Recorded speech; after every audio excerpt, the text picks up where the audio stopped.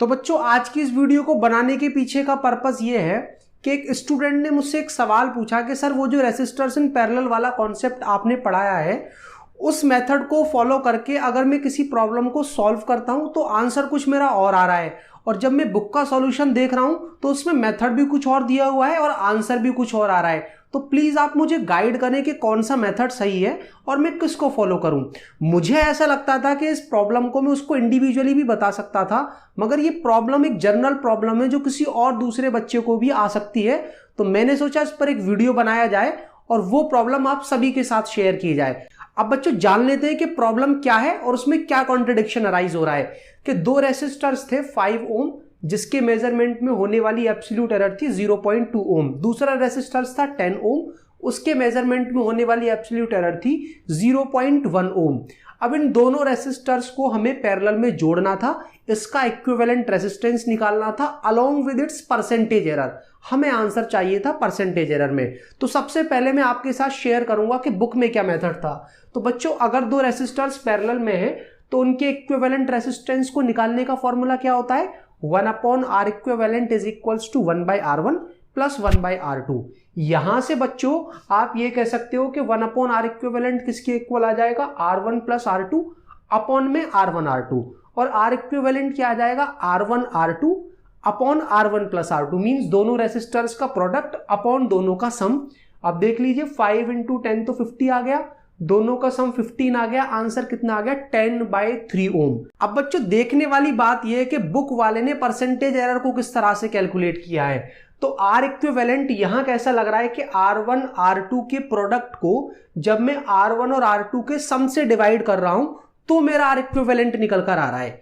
अब देखने वाली बात क्या है, मैंने आपको लास्ट वीडियोस में बता रखा है कि अगर एक फिजिकल क्वांटिटी दो या दो से ज्यादा फिजिकल क्वांटिटीज के डिवीजन से आती है तो रिजल्ट की जो रिलेटिव एरर होती है इन तीनों ही टर्म्स के रिलेटिव एरर के सम के इक्वल होगी।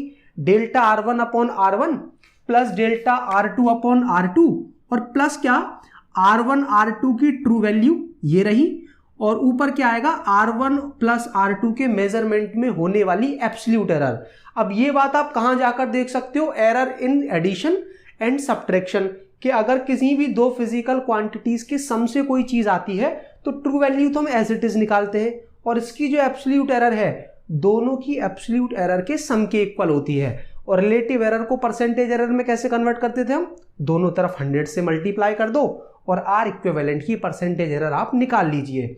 तो डेल्टा R1 रख दिया मैंने 0.2 अपॉन में ट्रू वैल्यू 5 × 100, ये कितना आ जाएगा बच्चों, देखो 20/5 मीन्स 4%, प्लस यही काम आप डेल्टा R2 के लिए करोगे तो 1%, और इसके लिए करोगे तो delta R1 plus delta R2 तो 0.3, दोनों का सम 15, आंसर कितना आ जाएगा 2%। तो नेट परसेंटेज एरर कितनी आ गई 7%। तो बुक के मेथड के अकॉर्डिंग ट्रू वैल्यू कितनी है बच्चों 10/3, और उसके मेजरमेंट में होने वाली परसेंटेज एरर कितनी है बच्चों 7%।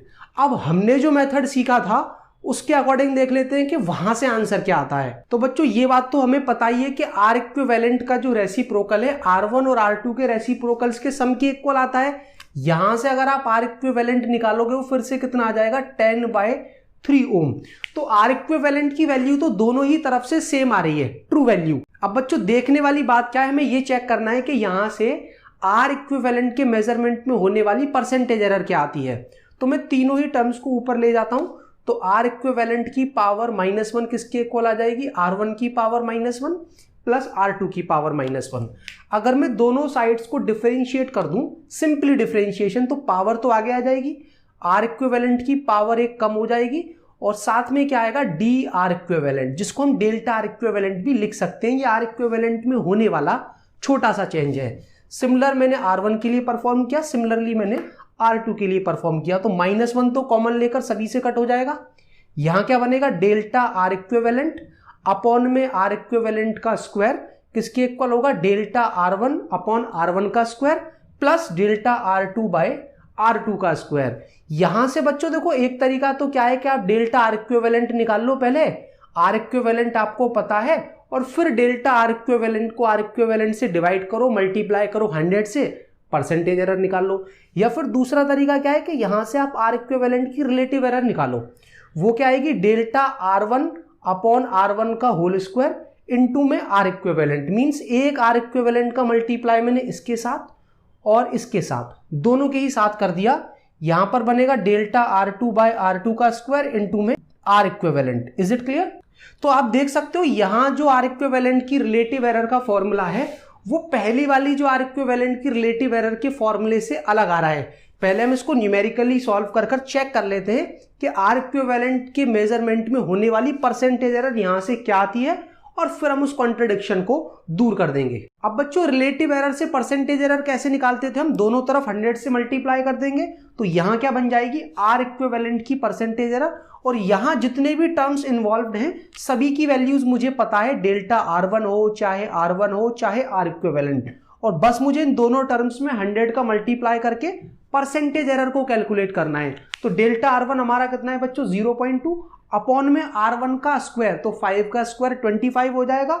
R इक्विवेलेंट कितना था मेरा? 10/3 इंटू 100, प्लस अगर आप डेल्टा R2 देखोगे तो 0.1 अपॉन में R2 जो कि 10 था उसका स्क्वायर 100, R इक्विवेलेंट 10/3 और इंटू फिर से 100।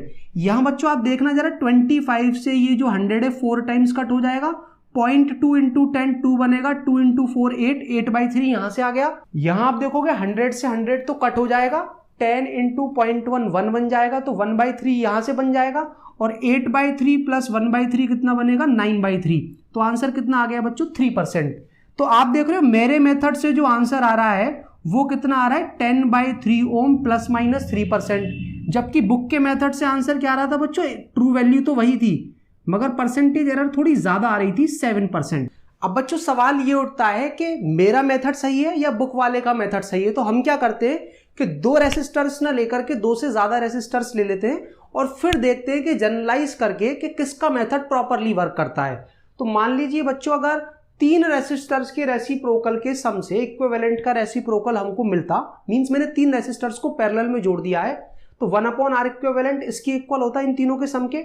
एलसीएम क्या आता? R1 R2 and R3। यहां क्या बनता? R2 R3 प्लस लगाकर यहां क्या आता? R1 R3, और यहां क्या बनता? R1 R2। R इक्विवेलेंट यहां से आता R1 into R2 into R3 तो न्यूमिरेटर में, और अपॉन में R1 R2 plus R2 R3 plus R3 R1। अब बच्चों सवाल ये उठता है कि R इक्विवेलेंट की ट्रू वैल्यू तो चाहे आप यहां से निकाल लो चाहे इस तरीके से निकाल लो, उसमें कोई दिक्कत नहीं आने वाली है ट्रू वैल्यू में। अब देखना क्या है, क्या R इक्विवेलेंट की जो एब्सोल्यूट एरर है, जो रिलेटिव एरर है, जो परसेंटेज एरर है, वो यहां आप कैसे कैलकुलेट करोगे? चलिए आपने ये कर दिया कि delta R1 upon R1 plus delta R2 upon R2 plus delta R3 upon R3। क्यों? क्योंकि R इक्विवेलेंट तीनों के प्रोडक्ट से आ रहा है। यहां पहले आपको R1 जो R2 है उसके मेजरमेंट में होने वाली एरर निकालनी पड़ेगी प्रोडक्ट रूल से, फिर इसके मेजरमेंट में होने वाली एरर निकालनी पड़ेगी प्रोडक्ट रूल से, फिर इसके मेजरमेंट में होने वाली एरर निकालनी पड़ेगी प्रोडक्ट रूल से, और फिर इन तीनों का जो सम है उसके अंदर होने वाली एरर निकालनी पड़ेगी एडिशन वाले रूल से, फिर उसको आप यहां रख पाओगे। तो that is the wrong method. सही मेथड क्या है कि आप सभी को ऊपर ले जाओ न्यूमिरेटर में, तो फिर से क्या बनेगा? R इक्विवेलेंट की पावर जो -1 है, R की पावर -1 प्लस R2 की पावर -1 और R3 की पावर -1 तीनों के सम के इक्वल हो जाएगी। फिर से आप डिफरेंशिएट कर दोगे तो -1 सभी जगह आगे आ जाएगा, वो कट हो जाएगा आपका, और क्या बचेगा आपका? डेल्टा R इक्विवेलेंट अपॉन में R इक्विवेलेंट का जो स्क्वायर है, डेल्टा R1 अपॉन R1 का square plus delta R2 upon R2 का स्क्वायर, और प्लस लगाकर क्या आ जाएगा? डेल्टा R3 अपॉन R3 का स्क्वायर। तो बच्चों यहां आप देख सकते हो कि अगर किसी फिजिकल क्वांटिटी का रेसिप्रोकल 2 या 2 से ज्यादा फिजिकल क्वांटिटीज के रेसिप्रोकल्स के सम से आता है, तो रिजल्ट की जो एब्सोल्यूट एरर और ट्रू वैल्यू के स्क्वायर का रेशियो है वो सभी की एब्सोल्यूट एरर और ट्रू वैल्यूज के जो स्क्वायर्स के रेशियोज हैं उनके सम के इक्वल होगा। इसको आप जनरलाइज करें, अगर आपको एब्सोल्यूट एरर निकालनी है तो पूरे R इक्विवेलेंट के स्क्वायर को यहां ले जाओ तो आपकी एब्सोल्यूट एरर निकल आएगी। अगर आपको रिलेटिव एरर निकालनी है तो सिंपली आपको क्या करना है, केवल R इक्विवेलेंट को यहां ले जाओ उस तरह से, और प्लस क्या कर दोगे? डेल्टा R3 अपॉन R3 का स्क्वायर इंटू में R इक्विवेलेंट, और परसेंटेज एरर निकालनी है तो दोनों तरफ 100 से मल्टीप्लाई कर दीजिए। और आपको आइडिया लग गया होगा कि हमने जो मेथड सिखाया है वो ज्यादा जनरलाइज मेथड है जिसके थ्रू आप किसी भी फिजिकल क्वांटिटी के रेसिप्रोकल में होने वाली एरर को इवेल्युएट कर सकते हो, जब उसका जो रेसिप्रोकल है कई फिजिकल क्वांटिटीज के रेसिप्रोकल्स के सम से या डिफरेंस से आता है। और ये वाला जो मेथड लगाया है बुक में, पहली बात तो वो सही नहीं है, और ये 2 के लिए अलग तरीके से लगेगा, 3 के लिए अलग तरीके से लगेगा, तो आप एलसीएम लेकर के फॉर्म को चेंज कर रहे हो। एक्चुअल में आर इक्विवेलेंट इस रूल को फॉलो नहीं करता, आर इक्विवेलेंट इस वाले रूल को फॉलो करता है, रेसिप्रोकल वाले रूल को। तो सही मेथड एरर निकालने का ये वाला है, आप इसको फॉलो करना। और जिस बुक को वो बच्चा प्रेफर कर रहा है उसमें जो मेथड बताया गया है वो रॉन्ग है। और पहली बात आप दिमाग से ये बात निकाल दीजिए कि बुक में जो मेथड दिया जाता है वो गलत नहीं हो सकता। कई सारी बुक्स के अंदर कई सारी एरर्स होती हैं, क्योंकि बुक को भी ना हम जैसा ही कोई इंसान लिख रहा होता है, और वो या तो किसी बुक से देखकर लिख रहा होता है या उसका जो थॉट प्रोसेस है उसके हिसाब से वो लिख रहा है। तो ये वाला जो मेथड उसने किया है दैट्स द रॉन्ग वन। तो बच्चों अगर आपका कोई और भी डाउट है तो वो आप मुझसे कमेंट बॉक्स में पूछ सकते हो। अगर डाउट आपका छोटा मोटा है तो मैं कमेंट सेक्शन में ही उसको क्लियर कर दूंगा, और मुझे लगता है कि वो डाउट आपका यूनिक है तो मैं उन दूसरे स्टूडेंट्स के साथ भी उनको शेयर करूंगा और उससे रिलेटेड एक वीडियो भी आपको प्रोवाइड कर दूंगा।